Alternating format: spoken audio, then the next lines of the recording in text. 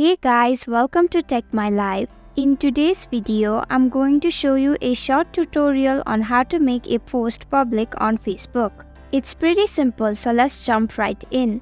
First, open Facebook on your mobile device. Tap on the three horizontal lines at the top right of your screen. Tap on your profile. Scroll down to the post that you want to make public.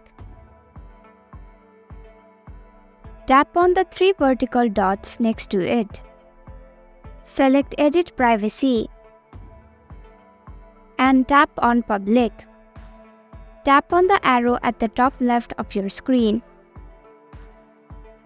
And that's it. This is how you make a post public on Facebook.